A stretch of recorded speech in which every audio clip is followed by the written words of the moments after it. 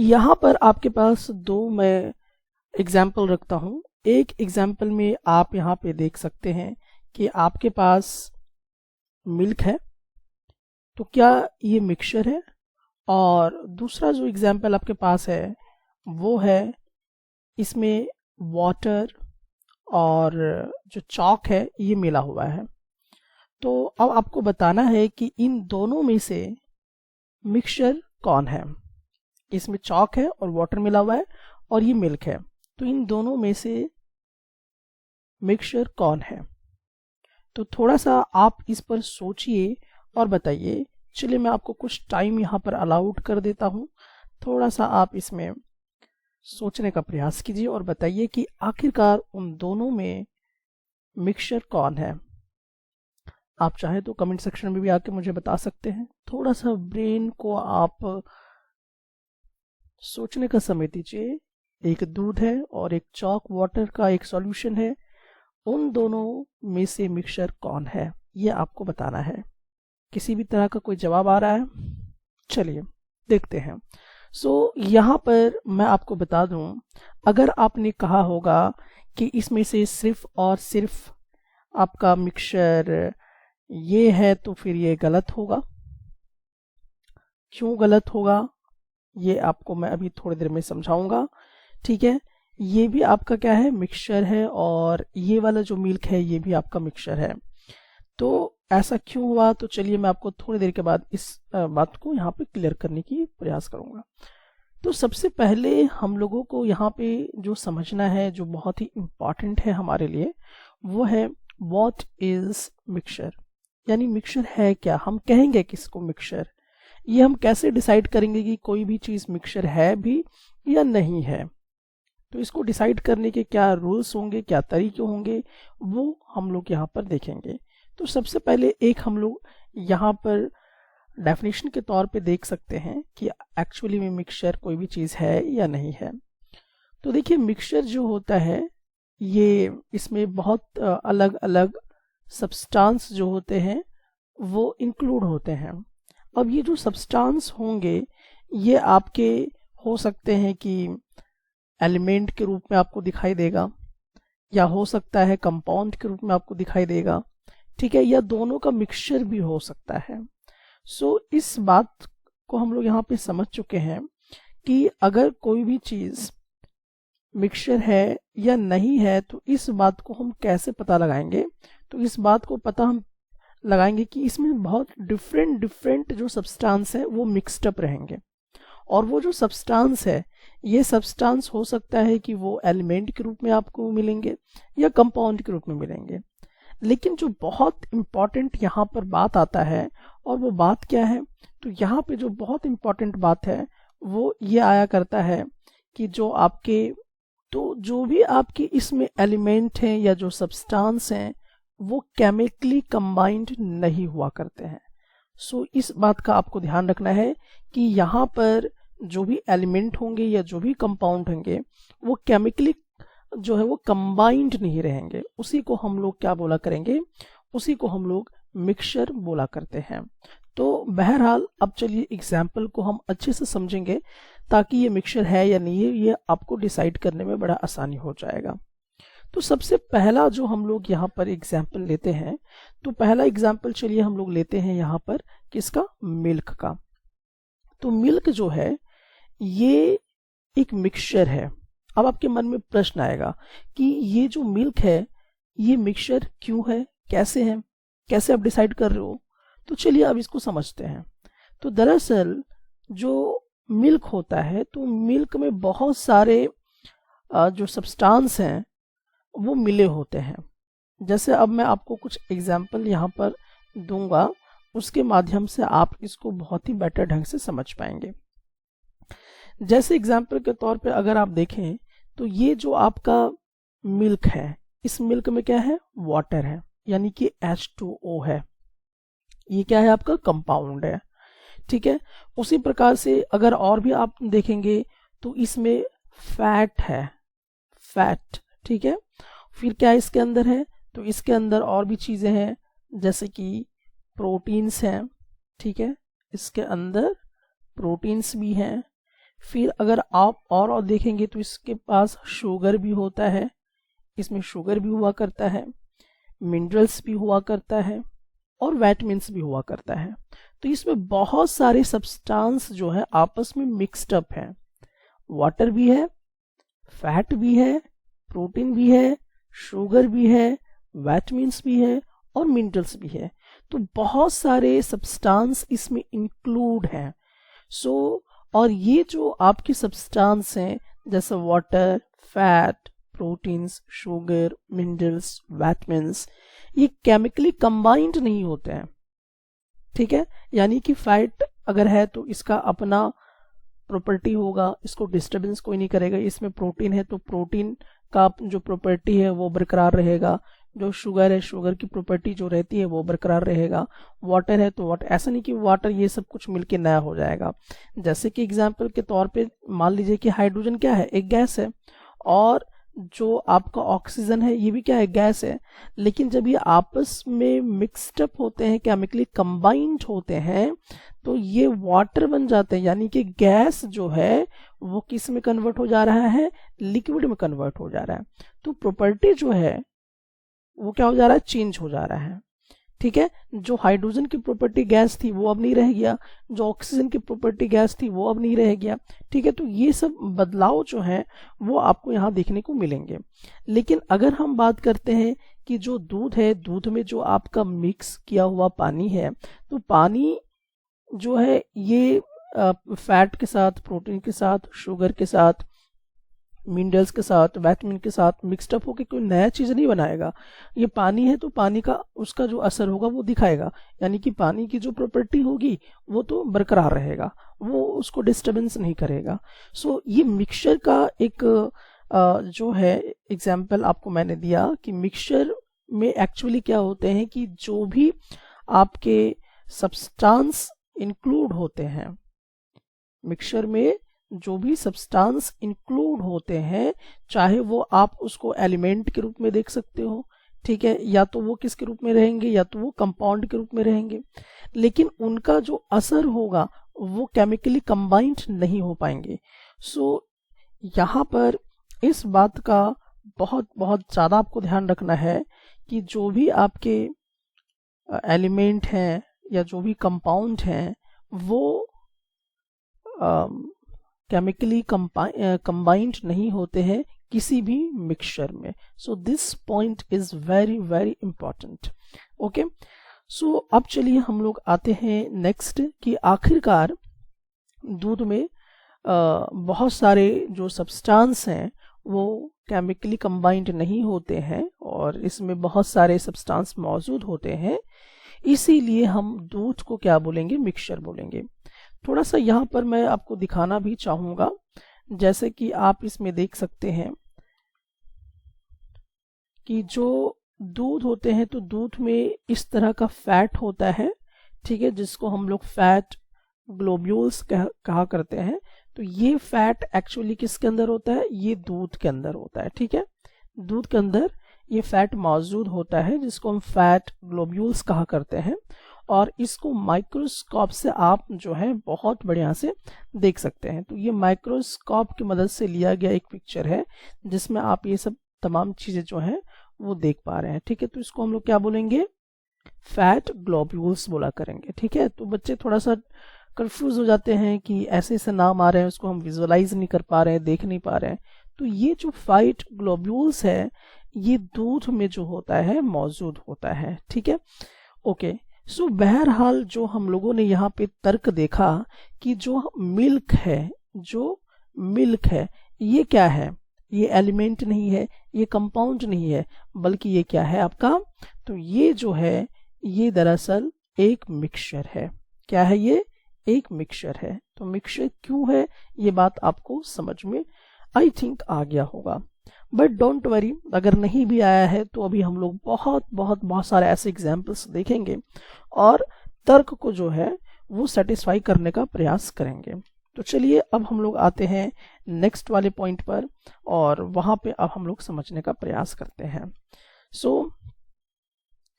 अब देखिए ये क्या है, इसमें दो चीजें मिक्स्ड अप हैं, ठीक है।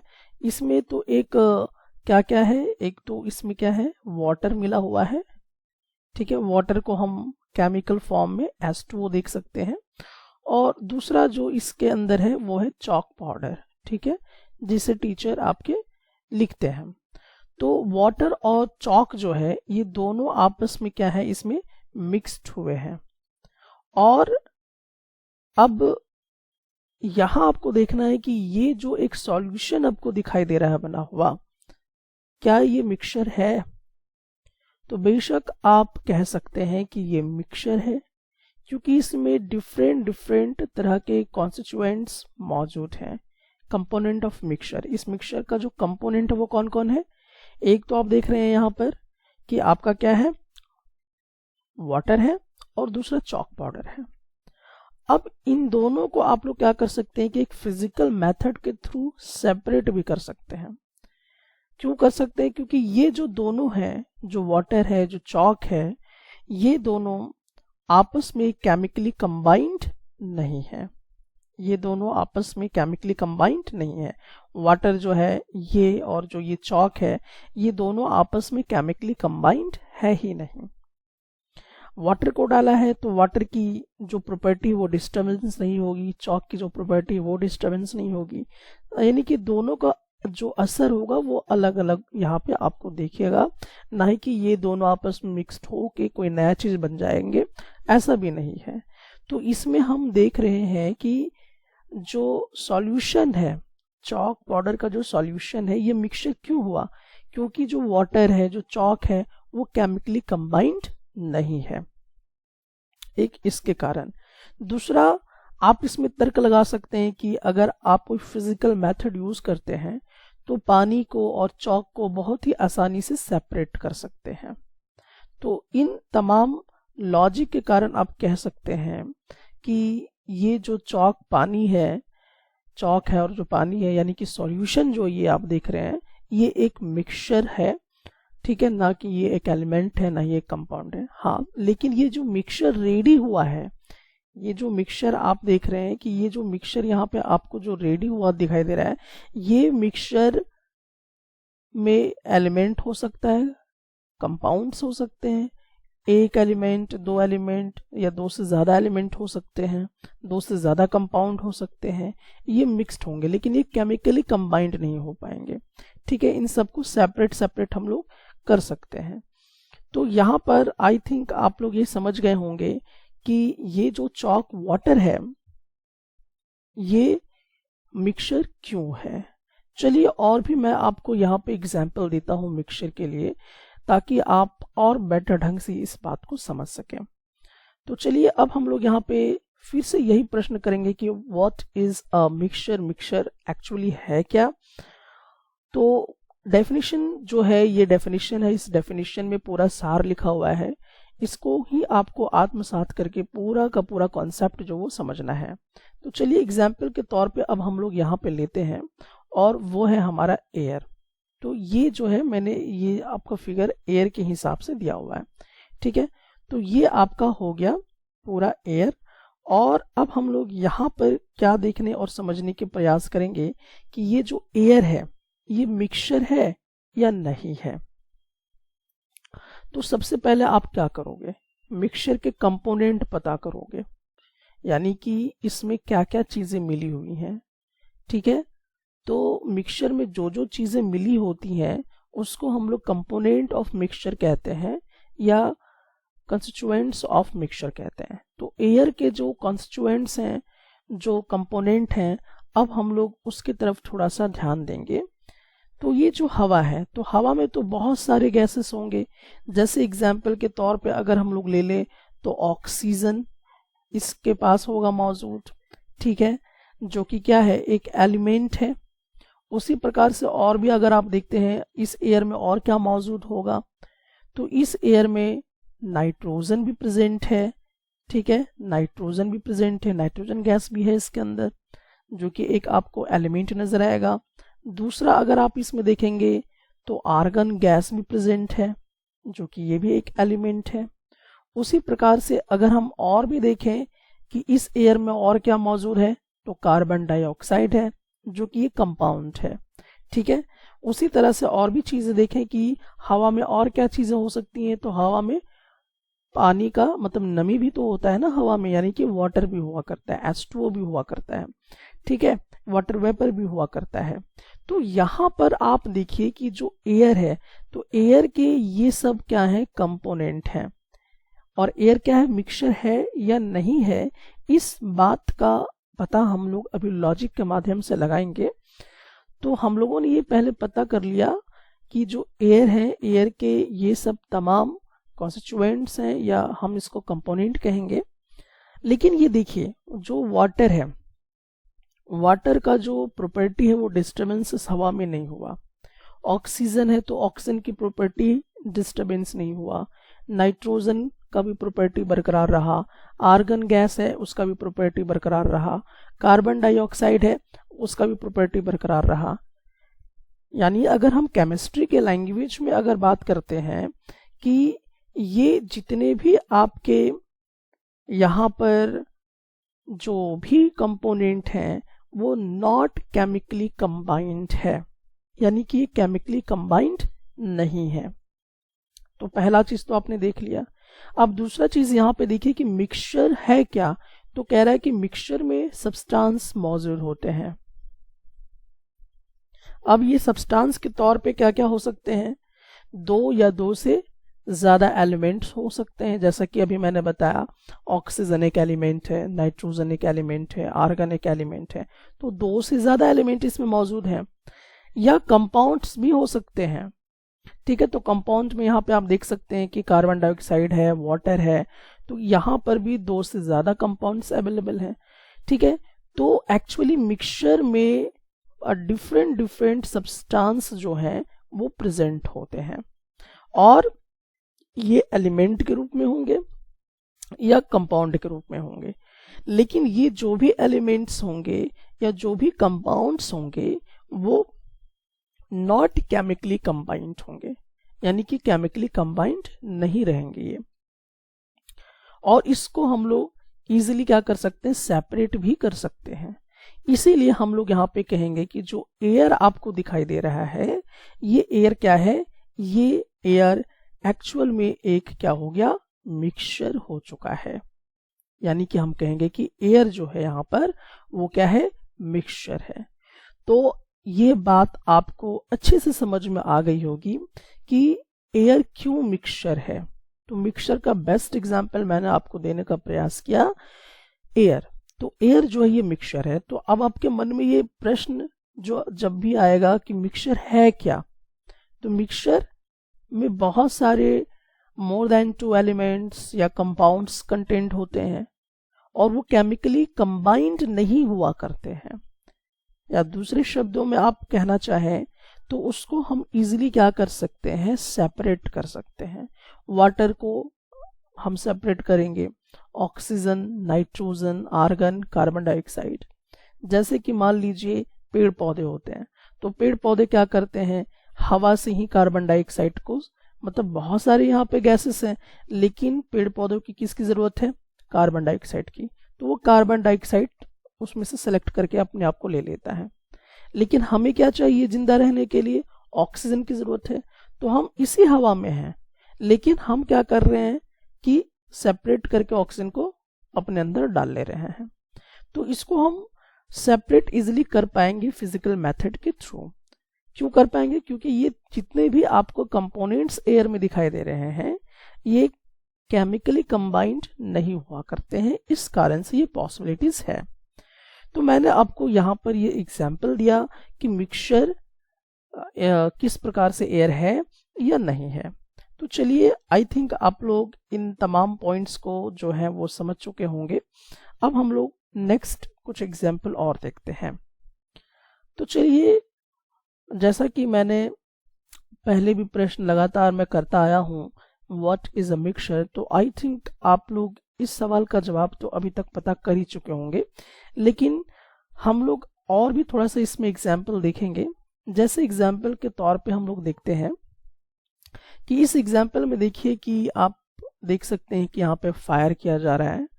तो एक्चुअली ये गन जो है, इस गन में एक्सप्लोसिव डाला जाता है और उसको हम लोग कहते हैं गन पाउडर।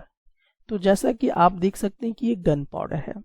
अब प्रश्न ये आता है कि ये जो गन पाउडर है, क्या ये गन पाउडर आपका मिक्सचर है? क्या ये गन पाउडर मिक्सचर है?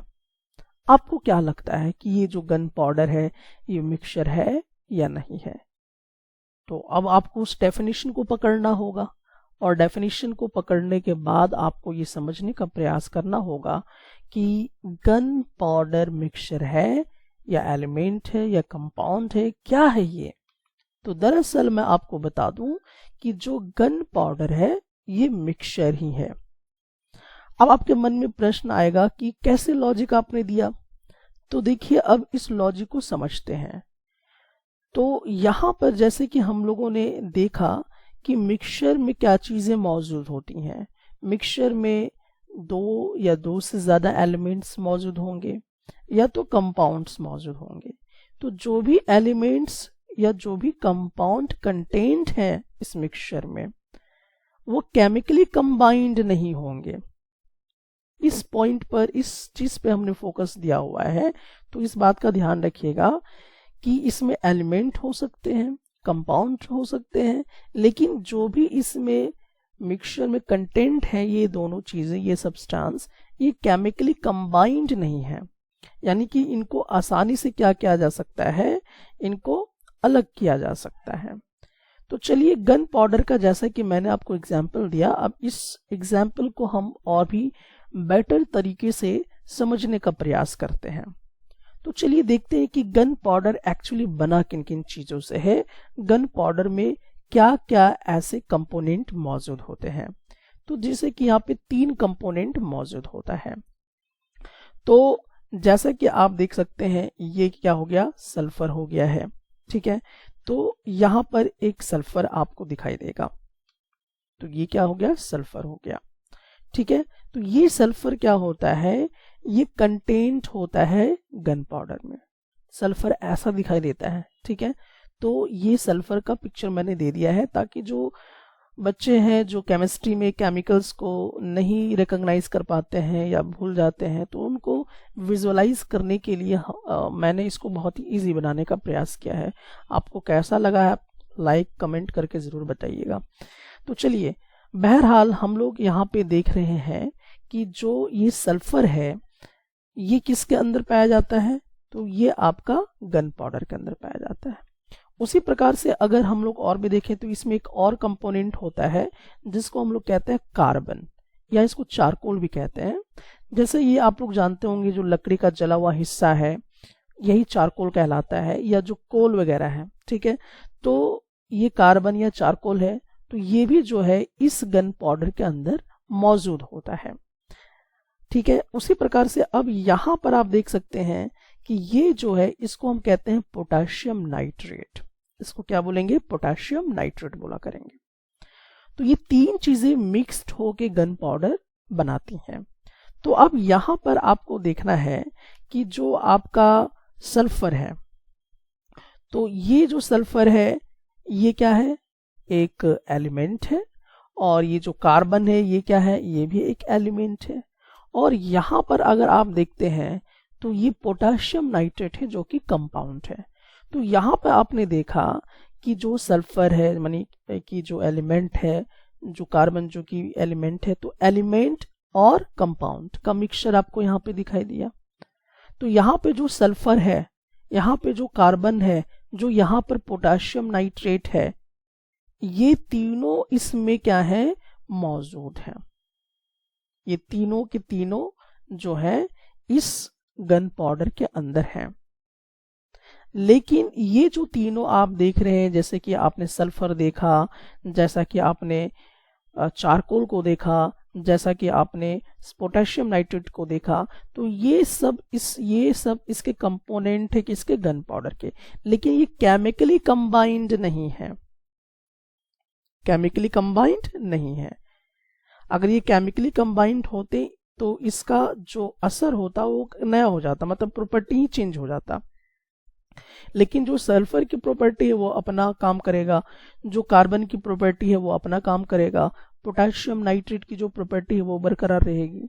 ठीक है, तो ये क्यों ऐसा रहा, इनकी प्रॉपर्टी क्यों डिस्टर्ब नहीं हो रही है, क्यों, क्योंकि ये केमिकली कंबाइंड नहीं हुआ करते हैं। सो गन पाउडर जो है बेसिकली ये हमारा मिक्सचर कहलाएगा, क्योंकि इसमें मोर देन 2 एलिमेंट्स, साथ ही साथ हम कह सकते हैं कि कंपाउंड भी जो है वो कंटेंट है।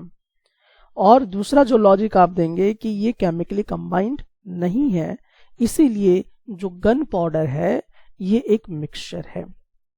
तो बहरहाल मिक्सचर क्या है, इस बात को आप शायद अभी भी समझ गए होंगे कि जैसा कि मैं बार बार डेफिनेशन आपको दिखाने का प्रयास कर रहा हूं कि a mixture is a substance which consists of 2 or more elements or compounds not chemically combined together. तो more than 2 elements, more than 2 compounds और mixture of element और compound मिलकर एक नया सब्सटेंस बनाता है जो केमिकली कंबाइंड नहीं होता है, उसी को हम मिक्सचर बोला करते हैं। तो चलिए एक और एग्जाम्पल हम लोग यहाँ पे देखते हैं, और ये एग्जाम्पल बेसिकली हम लोग यहाँ पे एक अलॉय के फॉर्म में देखेंगे। लेकिन बहुत सारे बच्चों को सबसे पहले तो दिक्कत ये होगी कि अलॉय क्या है। तो देखिए अलॉय बेसिकली क्या होता है कि इसमें मेटल्स का मिक्सचर किया जाता है। ठीक है, मेटल्स का इसमें क्या किया जाता है, मिक्सचर किया जाता है, तो उसको हम लोग अलॉय कहते हैं। जैसे एग्जाम्पल के तौर पे हम लोग चलिए यहाँ पे कुछ चीजें देख सकते हैं। जैसे यहाँ पे आप देख लीजिए ये ब्रास का बर्तन है, ब्रास मतलब पीतल का बर्तन। ठीक है, तो ये आपका हो गया ब्रास। तो बल्टी बना हुआ आप देखेंगे, और भी बहुत सारा बर्तन जो है ब्रास का आपको देखने को मिलेगा जो आपके आसपास में मौजूद होता है। तो ये ब्रास है। तो अब ये जो ब्रास है ये आपको क्या लगता है कि ये एलिमेंट है या कंपाउंड है या मिक्सचर है, इन तीनों में से क्या है ये? अब आपको यहाँ पर एनालिसिस करना है कि ये जो ब्रास का बर्तन है ये एक्चुअल में है क्या चीज, एलिमेंट है, कंपाउंड है या मिक्सचर है, ये है क्या? तो बेसिकली इसका जो जवाब होगा कि ये मिक्सचर है। अब आपके मन में प्रश्न आएगा क्यों? तो देखिए जितने भी लगभग अलॉय के केसेस में हम लोग आते हैं तो आपको ऐसा नहीं समझना है कि अगर ये अलॉय है, आप सेपरेटली उसको देख नहीं पा रहे हैं तो वो मिक्सचर नहीं होगा, तो ऐसा नहीं है। इसीलिए इस एग्जाम्पल को यहाँ पे लिया गया है कि जो भी अलॉय होंगे, तो in the case of alloy में भी क्या होंगे, मिक्सचर अवेलेबल हो सकते हैं। जैसे कि अब इसमें क्या क्या एलिमेंट या कंपाउंड यूज्ड हुए हैं जो आपस में मिलके क्या किए हैं, बने हैं, तो उसको भी हम लोग थोड़ा सा यहाँ पे देखते हैं। तो देखिए बेसिकली यहाँ पर कॉपर जो है और जो आपका जिंक है। ठीक है, तो जिंक जो कि आप लोग देखते होंगे जो आपके जो बैटरी वगैरह है, बैटरी के पीछे जो लगा होता है वो भी जिंक ही होता है। तो ये जिंक मेटल से बना होता है, और कॉपर एक मेटल होती है। जैसे कि आप लोग देखते होंगे कि जो वायर वगैरह आप देखते होंगे जो इसी कलर का आपको दिखाई देगा, तो ये कॉपर वायर जैसे बनता है उस टाइप का, तो ये कॉपर है। तो बेसिकली यहाँ पर इन दो चीजों को मिक्स्ड करके, यानी कि जिंक को जब आप मिक्स्ड कर देंगे और कॉपर को जब मिक्स्ड कर देंगे, तो इन दोनों को मिक्स करने से क्या बनता है, तो इन दोनों को मिक्स करने से ब्रास बनता है। तो ब्रास का बर्तन कैसे बना, क्या बना, ये आपको समझ में आ गया होगा। तो ब्रास का जो बर्तन आपको यहाँ पे दिखाई दे रहा है, तो बेसिकली ये इन्हीं दो चीजों से मिलके बना हुआ है। तो यहाँ पे देखिए कि ये जो आपका यहाँ पे जो देखने को आपको कॉपर मिल रहा है, ये है क्या? तो बेसिकली ये जो कॉपर आप देख रहे हैं ये एक एलिमेंट है, और उसी प्रकार से यहाँ पर जो आपको जिंक देखने को मिल रहा है ये भी एक एलिमेंट है। तो यहाँ पर 2 एलिमेंट्स हैं, और ये दोनों एलिमेंट्स को हमने क्या किया, मिक्स्ड कर दिया, कंबाइन कर दिया, और कंबाइन करने से हमने क्या बना दिया, ब्रास बना दिया। तो इससे एक ब्रास बन गया है। ठीक है, लेकिन यहाँ पर ये जो आपको कॉपर दिखाई दे रहा है और जो आपको यहाँ पर जिंक दिखाई दे रहा है, ये दोनों आपस में केमिकली कंबाइंड नहीं होते हैं। यानी कि कॉपर का जो असर है वो रहेगा, जो जिंक का असर है वो रहेगा, ठीक है। और इन दोनों को मिला देने से एक नया सब्सटेंस बन के आता है जिसको हम लोग ब्रास बोला करते हैं, यानी कि पित्तल बोला करते हैं, ठीक है। तो यहाँ पर हम लोगों ने देख लिया कि ये जो ब्रास है या जो भी अलॉय है वो एक्चुअली में क्या है, मिक्सचर का एक हिस्सा है, मिक्सचर ही है, क्योंकि इसमें डिफरेंट डिफरेंट एलिमेंट्स या जो भी कंपाउंड्स यूज किए जाते हैं वो केमिकली कंबाइंड नहीं होते हैं, इसीलिए ये जो ब्रास है या जो भी अलॉय है वो क्या कहलाएंगे, मिक्सचर कहलाएंगे। तो यहां तक ये बात आपको समझ में आ गया होगा कि मिक्सचर है क्या चीज। चलिए मैं अभी और भी आपको एग्जांपल देता हूं ताकि ये जो मिक्सचर का कॉन्सेप्ट है वो बहुत बढ़िया से आपका क्लियर हो सके। सो चलिए अब हम लोग देखते हैं in the case of solution, यानी कि अगर हम लोग देखें कि जो भी सॉल्यूशंस होते हैं क्या वो मिक्सचर होते हैं। तो अब हम लोग यहाँ पे कुछ डिफरेंट डिफरेंट एग्जांपल्स लेंगे, जैसा कि अभी हम लोग अलॉय का एग्जांपल लिया था, तो अब हम लोग किसका एग्जांपल लेंगे, सॉल्यूशन का एग्जांपल लेंगे कि आखिरकार जो भी सॉल्यूशन होते हैं क्या वो आपके मिक्सचर है या नहीं है, किस तरह से उसको हम रिकॉग्नाइज करेंगे। अब इस वाले पॉइंट पर हम लोग थोड़ा सा डिस्कशन करेंगे। तो चलिए देखते हैं कि इस वाले पॉइंट पे हम लोग और क्या सोच सकते हैं, किस किस तरह का एग्जाम्पल हम लोग देख सकते हैं। तो यहाँ पे देखिए, अब इस एग्जाम्पल में आपको क्या देखना है, थोड़ा सा चलिए हम लोग यहाँ पे देखते हैं। तो आप यहाँ पे देखिए कि एक बीकर हमने लिया और इस बीकर में आप देख सकते हैं कि वाटर है। तो इस बीकर में आप देखिए यहाँ पर वाटर डाला हुआ है, ठीक है, इस जार में। और हम लोग क्या इसमें कर रहे हैं कि कॉमन सॉल्ट भी डालना शुरू कर दिया। कॉमन सॉल्ट मतलब जो आप खाते हैं नमक, उस नमक को भी इसमें डाला जा रहा है। तो जब हम लोग कॉमन सॉल्ट वगैरह यूज कर रहे हैं, पानी यूज कर रहे हैं और इसको इस तरह से घुमा देंगे एक ग्लास रॉड से, तो एक नया सॉल्यूशन बन जाएगा, यानी नमक वाला पानी। और इसको हम लोग ब्राइन भी बोलते हैं, केमिस्ट्री के लैंग्वेज में इसको हम लोग क्या बोलेंगे, ब्राइन भी बोला करते हैं। तो मैं थोड़ा सा इसको लिख भी देता हूं ताकि आपको थोड़ा सा ब्रेन में ये चीजें याद रहे। इसको हम लोग ब्राइन भी बोला करते हैं, ठीक है। तो ये ब्राइन भी हुआ करता है, तो इस बात का ध्यान रखिएगा। अब आपको ये देखना है कि ये तो एक सॉल्यूशन बन गया है। अब ये जो सॉल्यूशन है क्या ये एलिमेंट है, क्या ये कंपाउंड है या फिर मिक्सचर है। तो दरअसल यहां पर आप देख पाएंगे कि जो भी आपको यहाँ पर बना हुआ सॉल्यूशन दिखाई दे रहा है जिसमें नमक है और पानी है, तो दरअसल ये क्या है, तो ये आपका मिक्सचर है। क्यों है मिक्सचर, क्योंकि इसमें दो चीजें मिलाई गई थी। क्या क्या चीजें इसमें मिलाई गई थी, तो जैसा कि हम सभी देख रहे हैं कि इसमें तो नमक डाला गया था और इसमें पानी डाला गया था। तो अब थोड़ा सा इसको देखिए कि जो नमक है उसको हम लोग क्या कहते हैं, सोडियम क्लोराइड बोला करते हैं, जो कि एक कंपाउंड है। और वाटर जो कि केमिस्ट्री के लैंग्वेज में H2O कहते हैं। तो दोनों यहाँ पर क्या है, कंपाउंड है। तो जैसा कि डेफिनेशन में मैं बार बार कह रहा हूं कि मोर देन 2 एलिमेंट्स कंबाइन हो सकते हैं, मोर देन 2 कंपाउंड्स भी हो सकते हैं, या एलिमेंट कंपाउंड भी हो सकते हैं। लेकिन ये कंबाइंड जब रहेंगे तो ये केमिकली कंबाइंड नहीं रहेंगे। तो यहाँ पे जो सोडियम क्लोराइड है, जो आपका वाटर है, ये दोनों भले ही इसमें आपको क्या नजर आ रहे होंगे कि ये दोनों के दोनों इसमें मिक्स्ड करके डाले गए हैं, लेकिन ये केमिकली कंबाइंड नहीं है। मतलब ये हुआ कि आप फिजिकल प्रोसेस की मदद से पानी को और जो नमक है उसको अलग अलग कर सकते हैं, दोनों को सेपरेट कर सकते हैं।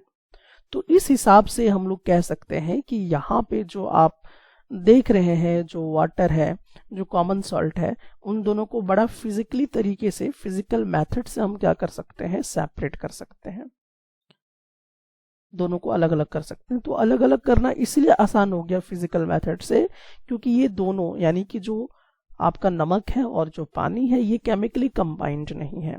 सो इस तर्क से हम यहाँ पे देख पाएंगे कि जो सॉल्यूशन आपको यहाँ पे देखने को मिल रहा है ये बेसिकली क्या है, तो ये आपका मिक्सचर है।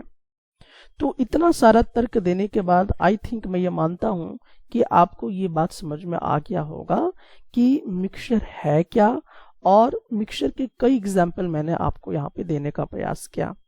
फिर भी मैं चलिए एक और एग्जाम्पल आपको यहाँ पे देता हूं, और ये एग्जाम्पल आप यहाँ पे देख सकते हैं।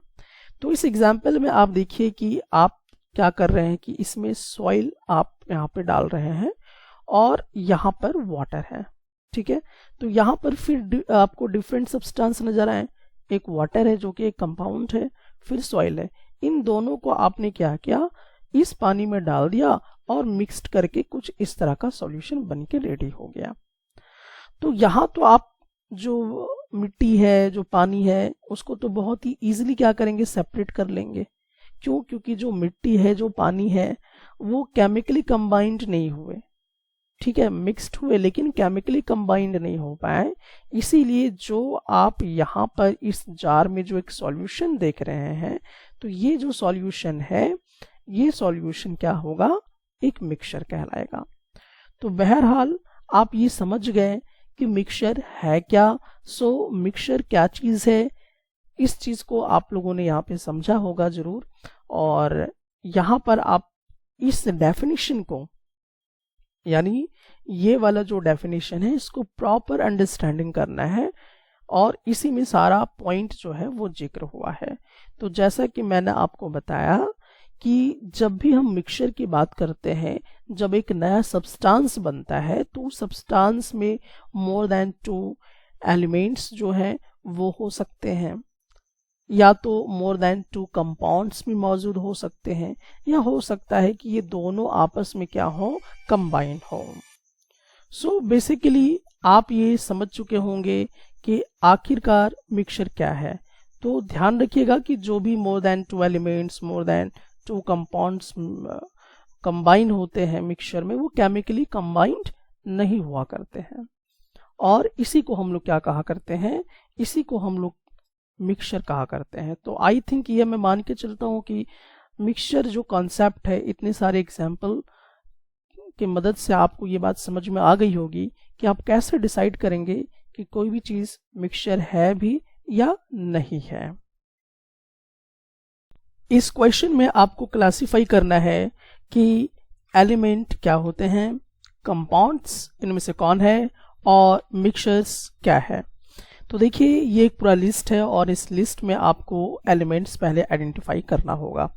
तो चलिए सबसे पहले हम लोग क्या करते हैं कि जो भी एलिमेंट्स हैं उसको हम आइडेंटिफाई जो है वो कर लेते हैं। तो देखिए सबसे पहले अगर हम लोग देखें कि जो यहाँ पे सोडियम है, यानी कि ये वाला जो है ये एक एलिमेंट है, क्योंकि इसमें एक ही टाइप्स के जो एटम्स हैं वो मौजूद हैं, इसलिए एक एलिमेंट है।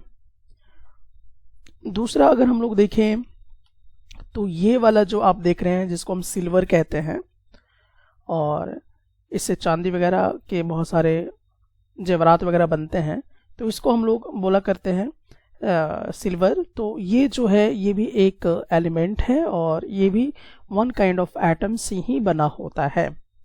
दूसरा अगर एग्जाम्पल हम लोग यहाँ पे देखें तो वो है टीन। तो टीन भी क्या है, एक तरह का एलिमेंट है। और उसी तरह से हम लोग नेक्स्ट देखते हैं सिलिकॉन। ये वाला जो सिलिकॉन देख रहे हैं ये भी एक एलिमेंट है।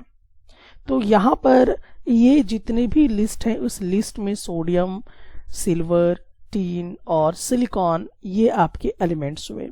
तो शायद आप इसे कॉपी में टिक भी लगा सकते हैं कि ये सब आपके एलिमेंट्स हैं। अब चलिए अब हम लोग देखने वाले हैं कि इन सब में से कौन कौन कंपाउंड्स हैं। तो कंपाउंड्स आपको मालूम है कि जो जब एक मोर देन 2 एलिमेंट्स आपस में कंबाइन होते हैं और ये केमिकली कंबाइंड होते हैं, तो इसको हम लोग क्या बोला करते हैं, कंपाउंड्स बोला करते हैं। एग्जाम्पल के तौर पे जैसे कि हम लोग कैल्शियम कार्बोनेट को यहाँ पे देख सकते हैं। तो ये जो आप देख रहे हैं ये कैल्शियम कार्बोनेट है, तो ये एक कंपाउंड है। उसी तरह से और आप देख सकते हैं कि जो ये सोप है ना, सोप यानी साबुन, तो आप हायर क्लासेस में इसको समझ पाएंगे कि सोप जो है एक इसका केमिकल फॉर्मूला होता है। तो सोप कैसे बनता है उसमें आप ये ज़्यादा समझ पाएंगे। तो ये जो सोप है, ये जो कैल्शियम कार्बोनेट है, ये आपके कंपाउंड हैं। और इसमें से हम लोगों को देखना है, जैसे कि ये जो मीथेन आपको दिखाई दे रहा है CH4, इसको हम लोग केमिकल फॉर्मूला कहते हैं।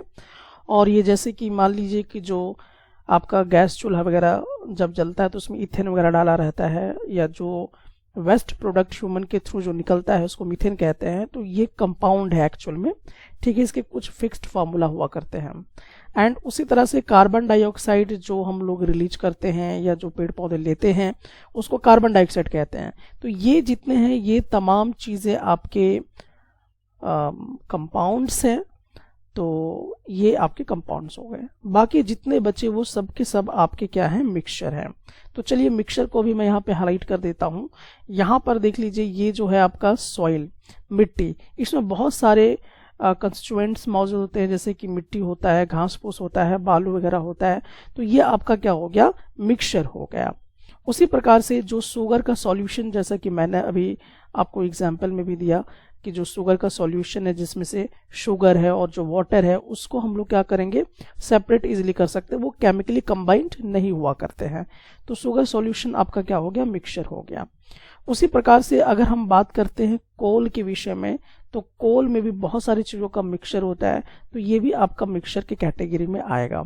ऑफ कोर्स एयर भी जो है आपका क्या है, ये आपका मिक्सचर है, क्योंकि इसमें बहुत सारे डिफरेंट गैसेस कंसिस्ट होते हैं, जैसे ऑक्सीजन, नाइट्रोजन, आर्गन, तमाम चीज़ें, वाटर वगैरह, ये तमाम चीज़ें। तो ये आपका क्या हो जाएगा, मिक्सचर के कैटेगरी में इसको रखा जाएगा। एंड नाउ अब इसमें आता है ब्लड का जिक्र। तो ब्लड क्या है, तो ब्लड ना तो एलिमेंट है, ना ही तो ये कंपाउंड है, बल्कि ये मिक्सचर है। क्योंकि इस ब्लड में प्लाज्मा होता है, वाइट ब्लड सेल्स होता है, रेड ब्लड सेल्स होते हैं। इसी ब्लड में आपका ऑक्सीजन कैरी करता है, इसी ब्लड में जो आपने खाना वाना खाया है, जो एनर्जी है वो भी ट्रांसमिट होता रहता है। तो इसी में आपका कार्बन डाइऑक्साइड भी जाता रहता है, ऑक्सीजन भी जाता रहता है, लेकिन केमिकली कंबाइंड नहीं होता है ब्लड में, ठीक है। तो ब्लड क्या करता है कि जो ऑक्सीजन है और जो कार्बन डाइऑक्साइड है उसको मिक्सड अप नहीं होने देता, उसको केमिकली कंबाइंड नहीं होने देता है। जब आपको बॉडी को चाहिए ऑक्सीजन तो ऑक्सीजन सेपरेट करके दे देगा, कार्बन डाइऑक्साइड है तो कार्बन डाइऑक्साइड को। तो ब्लड में ये बहुत सारी चीज़ें होती हैं। तो ब्लड एक्चुअल में आपका क्या है, मिक्सचर का पार्ट है। इसमें जो भी कंपोनेंट्स होते हैं या जो भी कंस्टिट्यूएंट्स होते हैं ये मिक्स्ड केमिकली नहीं हुआ करते हैं। तो इस तमाम क्वेश्चन को आपने सॉल्व कर लिया कि आपने आइडेंटिफाई कर लिया है कि कौन इसमें से एलिमेंट्स हैं और कौन इसमें कंपाउंड्स हैं और कौन मिक्सचर है। हम लोग यहाँ पर आयरन का जो है पाउडर वो लेंगे और सल्फर का पाउडर लेंगे। अब इन दोनों को आपस में मिक्स्ड कर देंगे। तो जब आप आयरन का पाउडर और सल्फर का पाउडर को आपस में मिक्स करेंगे तो इसका कलर जो है वो ग्रेइश येलो कलर का हो जाएगा। तो ये जो आपको मिला है ये एक तरह का मिक्सचर है, किसका किसका, आयरन का और सल्फर पाउडर का। अब चलिए इसके मदद से हम लोग मिक्सचर के टोटल प्रॉपर्टीज को स्टडी करेंगे।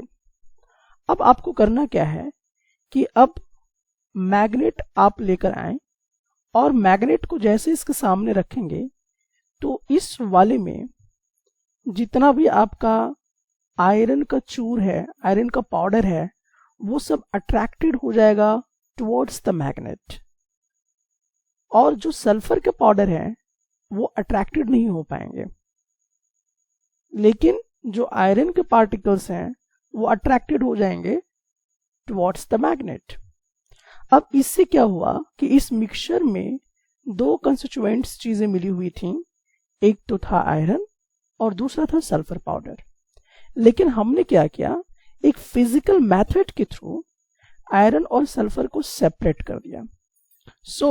इस प्रकार से हम लोग यहां पे देखते हैं कि the constituent can be separated Fairlie easily bye physical methods.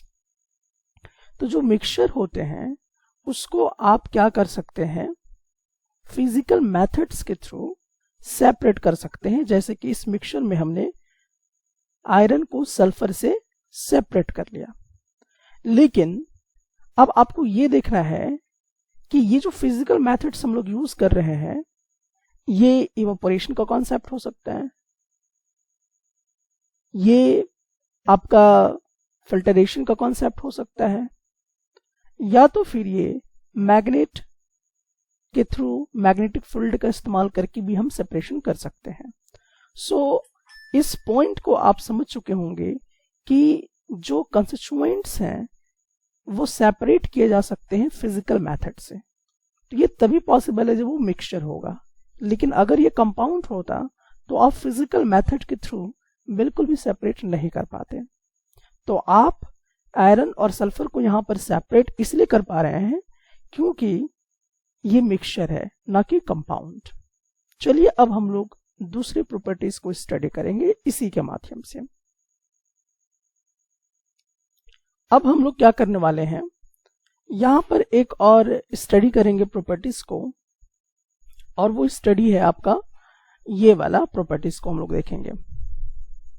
इस प्रॉपर्टी में क्या कहा जा रहा है, एलिमेंट्स और compounds just mix together to form a mixture and no new compound is formed. अब आपको क्या करना है, इस वाले को समझना है। तो यहां पे आप देख सकते हैं कि जब आपने आयरन पाउडर और सल्फर पाउडर इन दोनों को जब मिक्स्ड किया तो क्या हीट बाहर निकला था या हीट एब्जॉर्ब हुआ था? तो आपका जवाब होगा कि ऐसा कुछ भी नहीं हुआ, ना ही तो हीट एब्जॉर्ब हुआ और ना ही तो हीट इवॉल्व हुआ। इसका यह मतलब हुआ कि इसमें किसी तरह का कोई केमिकल चेंजेस नहीं हुआ, बल्कि एक तरह का फिजिकल चेंजेस हुआ, और यही कारण है कि कोई नया सब्सटेंस इससे नहीं बन पाया। सो ये एक्टिविटी आपको ये भी बताता है कि जो मिक्सचर होते हैं उस मिक्सचर में कभी भी आपका न्यू सब्सटेंस फॉर्म नहीं करेगा। सो इस बात का ध्यान रखिएगा कि यहाँ पर क्योंकि ये मिक्सचर है और इसी कारण से no new substance is formed, तो यहाँ पर आपको कोई भी न्यू सब्सटेंस फॉर्म्ड होता हुआ नहीं दिखाई देगा। और यही कारण था कि आप मैग्नेट के थ्रू आयरन और सल्फर को बहुत ही आसानी से सेपरेट कर पाए थे फिजिकल मेथड के थ्रू। अब एक और इसमें हम लोग पॉइंट को समझ सकते हैं कि जब आपने आयरन और सल्फर पाउडर दोनों को मिक्स्ड किया तो क्या कोई नया सब्सटेंस बना था?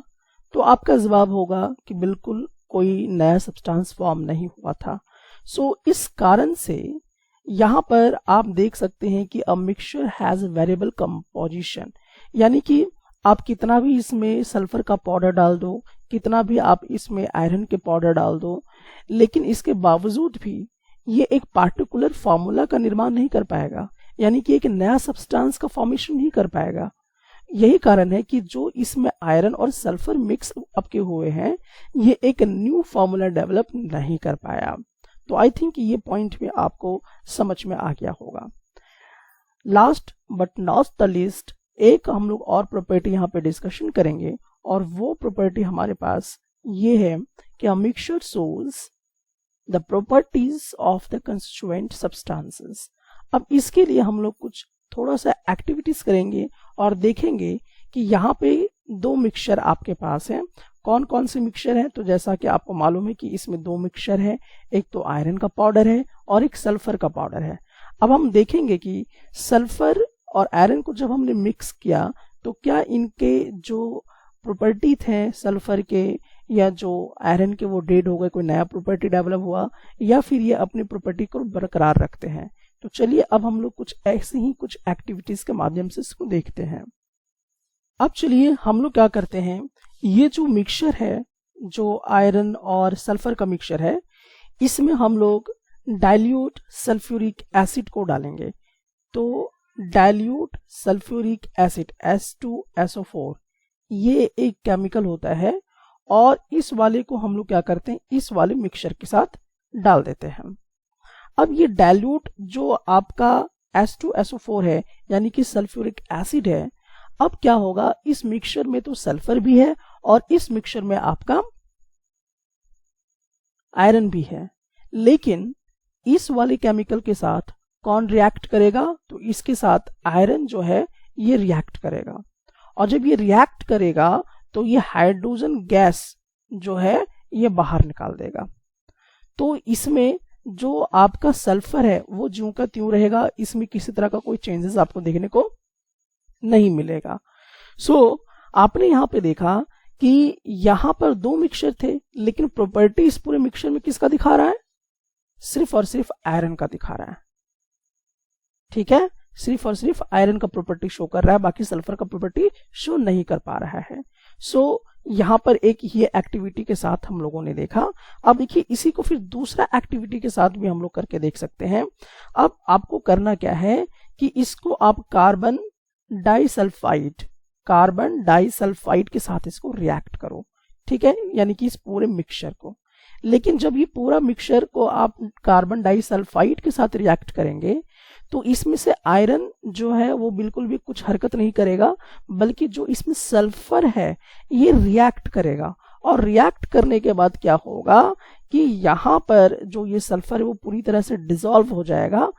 ठीक है, और यहाँ इस पूरे जो चाइना डिश आप देख रहे हैं इसमें क्या बच जाएगा? सिर्फ और सिर्फ आयरन बच जाएगा। तो इसका यह मतलब हुआ कि यहाँ पर इस पूरे मिक्सचर में किसकी प्रॉपर्टी शो हो रही है?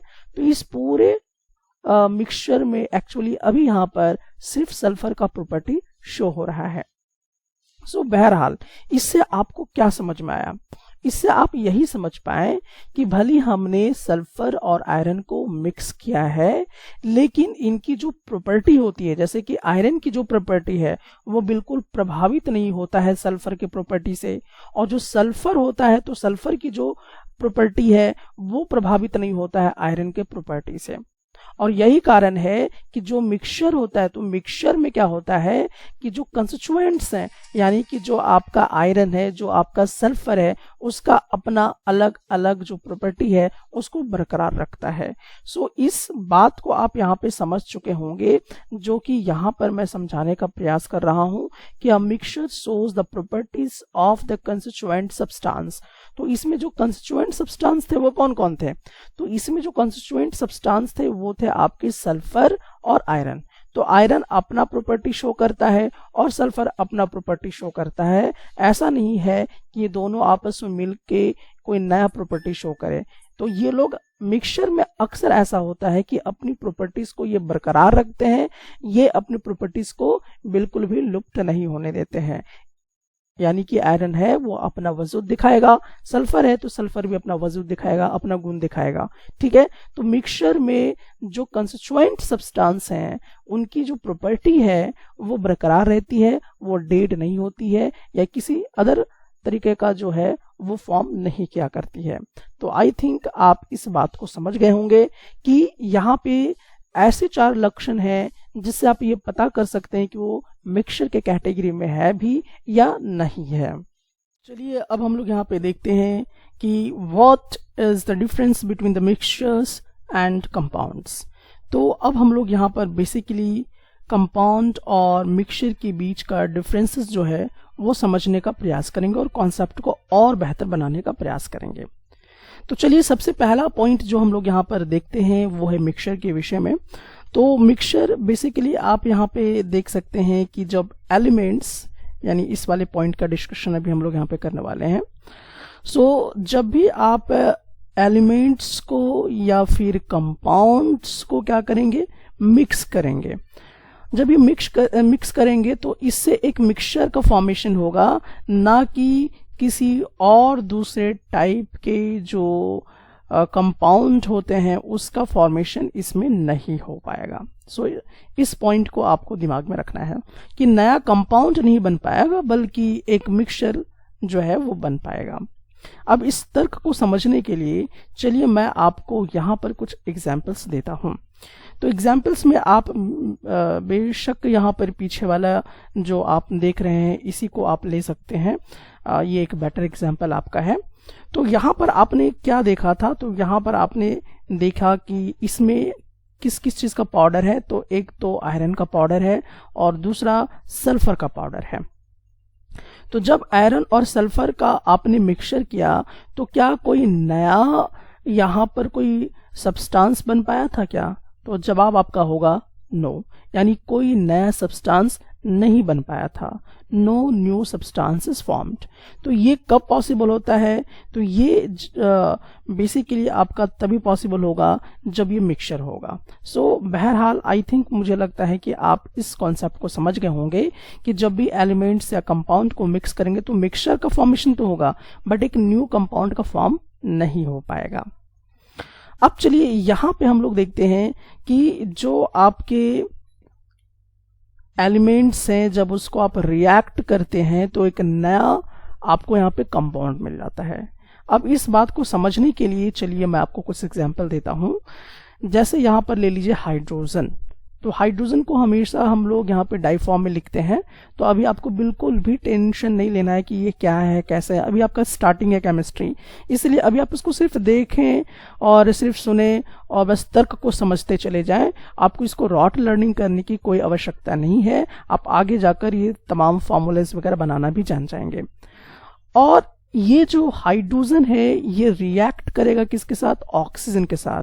तो ऑक्सीजन को हमेशा डाई फॉर्म में दिखाया जाता है, यानी ऑलवेज इस फॉर्म में आपको मिलेगा। अब देखिए ये हाइड्रोजन क्या था? गैस था, ठीक है। ऑक्सीजन क्या है? ये भी एक गैस है। जब इन दोनों को हमने रिएक्ट कर दिया तब एक नया कंपाउंड बन गया, दैट इज वाटर, जो कि एक क्या हो गया? लिक्विड। देखिए दोनों क्या थे? गैसेस थे। हाइड्रोजन भी गैस था, ऑक्सीजन भी गैस था, लेकिन जब ये दोनों आपस में रिएक्ट कर गए तो ये क्या बना देता है? दैट इज, ये आपका बनाता है वाटर, बना देता है। क्या बनाता है? वाटर। तो यहां पर आपने क्या देखा कि जब एलिमेंट्स आपस में रिएक्ट करेंगे तो न्यू कंपाउंड का फॉर्मेशन आपको होता हुआ दिखाई देगा, जबकि हम लोगों ने पीछे वाले यानी कि इस मिक्सचर में ऐसा कुछ भी होता हुआ नहीं देखा था। तो चलिए इस तर्क को आप अच्छे से आई थिंक समझ चुके होंगे। अब नेक्स्ट हमारे पास तर्क है ये कि मिक्सचर और क्या कर सकता है। तो देखिए यहाँ पे mixture has a variable composition. कहने का मतलब ये हुआ कि यहाँ पर आसान भाषा में मैं आपको थोड़ा सा समझाने का प्रयास करूंगा कि जैसे कि हम लोग जान रहे थे कि पीछे वाले केस में अगर हम लोगों ने देखा कि यहाँ पर आपने मिलाया क्या क्या था, तो आपने यहाँ पर आयरन मिलाया था और सल्फर मिलाया था, ठीक है। अब मान लीजिए कि आपने आयरन कुछ भी ग्राम ले लिया, जैसे मान लीजिए 100 ग्राम ले लिया, ठीक है, और सल्फर आपने मान लीजिए 80 ग्राम ले लिया। उसी तरह से फिर आपने आयरन की क्वांटिटी बढ़ा दी, यानी कि 200 ग्राम कर दिया, ये 100 ग्राम कर दिया, लेकिन इसका जो एक कंपोजिशन है वो फिक्स्ड नहीं हो पाएगा, यानी कि ये कोई रिएक्शन नहीं कर पाएगा। और इसको अगर मैं आसान भाषा में समझाऊं तो किसी तरह कोई नया फॉर्मूला डेवलप नहीं हो पाएगा, ठीक है। कोई रिएक्शंस इन दोनों के बीच में आपको देखने को नहीं मिलेगा। तो भले ही इसका कुछ भी रहे, वेरिएबल कंपोजिशन वेरिएबल हमेशा रहता है मिक्सचर में, जबकि अगर हम लोग देखते हैं कि जो कंपाउंड होता है उसकी जो कंपोजिशन होती है वो हमेशा फिक्स्ड हुआ करती है। तो चलिए इस पॉइंट को अब हम लोग थोड़ा सा कुछ एग्जाम्पल के मदद से समझने का भी प्रयास करते हैं। तो चलिए यहाँ पे देखिए, जैसे मान लीजिए कि हाइड्रोजन है जो कि डाई फॉर्म में ऑलवेज रहती है, और उसके बाद ऑक्सीजन है, ये भी डाई फॉर्म में रहता है, और इससे एक नया चीज का फॉर्म हो जाएगा, दैट इज H2O। तो ये जो एक नया फॉर्मूला डेवलप हो गया, क्या हो गया? एक नया फॉर्मूला डेवलप हो गया, और वो फॉर्मूला आप यहां देख सकते हैं H2O, ठीक है। तो इसकी जो कॉम्पोजिशन है ये फिक्स्ड है, इसीलिए फॉर्मूला बन गए, ठीक है। अब ये देखिए बहुत सारे बच्चों को दिक्कत लगता है ये कॉम्पोजिशन है क्या, वेरिएबल केस हो रहा है क्या। तो सिंपल भाषा में समझ लीजिए आप कि अगर फिक्स्ड कॉम्पोजिशन होगा तो एक नया फॉर्मूला डेवलप होगा, जबकि अगर वेरिएबल कॉम्पोजिशन होगा तो एक फॉर्मूला हम डेवलप नहीं कर पाएंगे। तो इस वाले सिचुएशन में आप समझ गए होंगे कि मिक्सचर में कोई फॉर्मूला डेवलप नहीं करता है, इसलिए वो वेरिएबल कंपोजिशन के कैटेगरी में है। जबकि हम अगर कंपाउंड के विषय में बातचीत करते हैं तो कंपाउंड के विषय में आप यहाँ पे देख सकते हैं कि यहाँ पर जो कंपोजिशन है ये फिक्स्ड होता है, इसीलिए यहाँ पर आप देख सकते हैं कि आपको यहाँ पर एक फॉर्मूला जो है ये डेवलप होता हुआ दिखाई देगा। तो आई थिंक आप इसको बहुत ही आसान भाषा में इस बात को समझ गए होंगे कि किस तरह से ये काम कर रहा है। चलिए अब हम लोग देखते हैं नेक्स्ट वाले पार्ट को यहाँ पर समझने का प्रयास करते हैं कि a mixture shows the properties of the constituent substance. अब इस तर्क को समझने के लिए वापस हमें जाना पड़ेगा पीछे वाले एक्टिविटी के तरफ। तो इस वाले एक्टिविटी में आपने क्या देखा था, तो चलिए देखते हैं। तो इस एक्टिविटी में आपने देखा था कि आपके पास क्या था, यहाँ पर आपको मालूम है कि इसमें क्या है, इसमें आपका मिक्सडअप है। क्या क्या चीजें मिक्सडअप है, तो जैसा आप जान रहे हैं कि आयरन इसके अंदर है और सल्फर का पाउडर मिक्स है। लेकिन जैसा कि मैंने आपको बताया कि जब इसमें S2SO4, इसको मैं थोड़ा सा ठीक कर लूं, S2SO4 को जब आप इसमें मिक्स्ड करते हो तो रिएक्ट कौन करेगा, आयरन करेगा, सल्फर नहीं करेगा। तो यहां पर किसकी प्रॉपर्टी बरकरार है, यहां पर आयरन की प्रॉपर्टी आपको देखने को मिलता है। ठीक है, उसी प्रकार से अगर हम लोगों ने देखा था कि अगर आप कार्बन डाइसल्फाइड को इसमें मिक्स करते हो तो पूरी तरह से एब्जॉर्ब किसको कर लेगा, सल्फर को, और आयरन को ज्यों का त्यों छोड़ देगा। तो यहाँ पे किसकी प्रॉपर्टी शो हो रही है, सल्फर की। यानी कि इससे आपको क्या समझ में आया, इससे आपने यही समझने का प्रयास किया कि जो भी आपके मिक्सचर में कंस्टिट्यूएंट होते हैं उसकी प्रॉपर्टीज बरकरार होती है, बिल्कुल भी उसकी प्रॉपर्टी डेज नहीं हुआ करती हैं। वो अपनी अस्तित्व को बनाए रखती हैं, अपनी प्रॉपर्टीज को, और दूसरा कोई प्रॉपर्टी नया डेवलप नहीं हो पाता है। जबकि अगर हम लोग इस वाले केस में अगर देखते हैं, कंपाउंड वाले केस में, तो इसमें क्या होता है कि the new substance has totally different properties. अब इसको समझने के लिए चलिए मैं आपको एक और एग्जांपल देता हूं। जैसे कि यहाँ पे देख लीजिए कि ये हाइड्रोजन है जो कि गैस के फॉर्म में पाया जाता है, और ये जो ऑक्सीजन है ये भी किस फॉर्म में पाया जाता है, गैस के फॉर्म में पाया जाता है। लेकिन जब ये दोनों आपस में रिएक्ट करते हैं तो एक नया फॉर्मूला बनता है H2O। मैं इसे बाद में बैलेंस आप कर सकते हैं, और ये क्या है, ये आपका लिक्विड के फॉर्म में होता है। अब देखिए ये गैस के फॉर्म में थे, अब लिक्विड में, तो प्रॉपर्टी चेंज हो रहा है। दूसरी बात अगर आप देखेंगे कि ऑक्सीजन क्या करता है, अगर आप ध्यान देंगे तो ऑक्सीजन कंबशन को सपोर्ट करता है, यानी आग को सपोर्ट करता है। लेकिन अगर आप वाटर की तरफ ध्यान देंगे तो वाटर कंबशन को सपोर्ट नहीं करता है। तो प्रॉपर्टी पूरी तरह से चेंज हुआ कि नहीं हुआ, यहाँ पर ऑक्सीजन सपोर्ट कर रहा है आग जलाने में, जबकि वाटर क्या कर रहा है, आग को बुझाने में सपोर्ट कर रहा है। तो यहाँ पर टोटली जो प्रॉपर्टीज है वो डिफरेंट आपको देखने को जो है ये मिलता है, किसमें, कंपाउंड में। ठीक है, यानी टोटली बदल जाता है प्रॉपर्टीज, जबकि मिक्सचर में ऐसा आपको देखने को बिल्कुल भी नहीं मिलता है।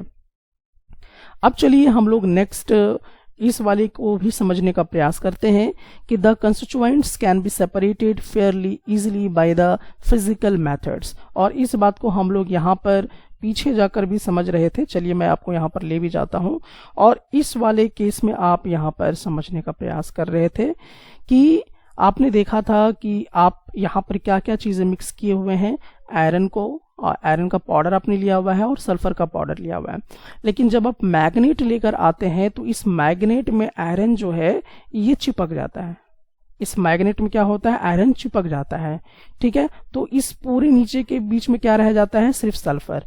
तो हम बहुत ही इजीली फिजिकल मेथड्स के माध्यम से क्या कर रहे हैं कि जो सल्फर है और जो आयरन है उसको सेपरेट कर रहे हैं, आयरन को पूरी तरह से बाहर कर दे रहे हैं, अलग कर दे रहे हैं, और सल्फर को अलग कर दे रहे हैं। तो ये सिर्फ और सिर्फ आपका कहाँ पॉसिबल है, तो ये सिर्फ और सिर्फ आपका मिक्सचर में ही पॉसिबल है।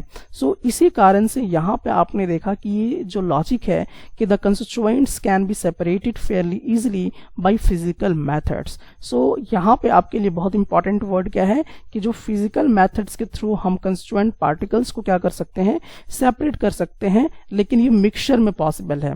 ठीक है, लेकिन अगर हम लोग बात किसकी करते हैं, अगर हम लोग बात करते हैं कंपाउंड की, तो इसमें देखिए क्या कहा जाता है कि the constituents can be separated only by chemical और इलेक्ट्रोकेमिकल रिएक्शंस। यानी ये वर्ड को आपको समझने की जरूरत है कि आप यहाँ पर जो भी कंस्टिट्यूएंट्स है कंपाउंड में, उसको आप फिजिकल मेथड्स के थ्रू नहीं सेपरेट कर सकते हैं। अगर आपको सेपरेट करना भी होगा तो आपको केमिकल रिएक्शन का सहारा लेना होगा या इलेक्ट्रोकेमिकल रिएक्शंस आपको जो है वो लेने होंगे। अब इसके लिए मैं आपको एक यहाँ पे तर्क देना चाहूंगा। चलिए जैसे मान लेते हैं कि आपके पास क्या है, वाटर है, तो मैं थोड़ा सा इसको कुछ इस फॉर्मेट में कर देता हूं। इसको मैं ब्लैक कर देता हूं स्क्रीन, ताकि आप समझ सकें। सो चलिए अब हमारे पास क्या है, इस तरह से आपके पास क्या है, वाटर है, ठीक है। अब ये वाटर है तो यहाँ पे दो कंस्टिट्यूएंट्स हैं, ठीक है। एक तो आपके पास क्या है, हाइड्रोजन है, और दूसरा आपके पास क्या है, ऑक्सीजन है। तो अब हम लोग इसको सेपरेट करना चाहते हैं, यानी कि हाइड्रोजन और ऑक्सीजन को सेपरेट करना चाहते हैं। तो आप यहाँ पे क्या करोगे, इलेक्ट्रिसिटी जो है ये यहाँ पे डालोगे, ठीक है। यानी कि इसको हम लोग यहाँ पर एक इस तरह से मान लेते हैं कि हमने एक बीकर या कुछ इस तरह से ले लिया है, और इसमें आपने वाटर भर के रखा हुआ है, ठीक है। तो ये इसमें हमने क्या भर दिया, वाटर। अब इसमें आपने क्या कर दिया, इलेक्ट्रिसिटी ले लिया है। जैसे मान लीजिए सपोज करके हमने बैटरी वगैरह कुछ भी ले लिया है, ठीक है। तो अब इलेक्ट्रिसिटी आप जैसे ही डालेंगे तो यहां से हाइड्रोजन क्या होगा, अलग हो जाएगा, और जो ऑक्सीजन है ये भी अलग हो जाएगा। तो यहाँ पे जो कॉन्स्टिट्यूएंट्स हैं, जो कंपोनेंट है यहाँ पे आप कंपाउंड के, आप देखेंगे कि हाइड्रोजन है, ऑक्सीजन है, तो ये कॉन्स्टिट्यूएंट्स हैं। तो ये जो कॉन्स्टिट्यूएंट है ये दोनों इलेक्ट्रिसिटी के माध्यम से क्या हो जाएंगे, सेपरेट हो जाएंगे। लेकिन फिजिकल मेथड के थ्रू नहीं हो पाएगा। ये अगर हो पा रहा है तो किसके थ्रू हो पा रहा है, ये केमिकल रिएक्शंस के थ्रू हो पा रहा है, ना कि फिजिकल मेथड के थ्रू हो पा रहा है।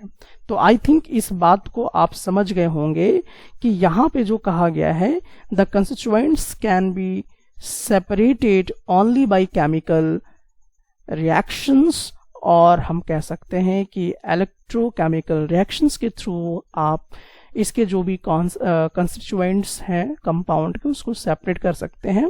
फिजिकल मेथड के थ्रू नहीं कर सकते। फिजिकल मेथड में सिर्फ और सिर्फ आपका क्या हो सकता है, जो मिक्सचर है वही होगा।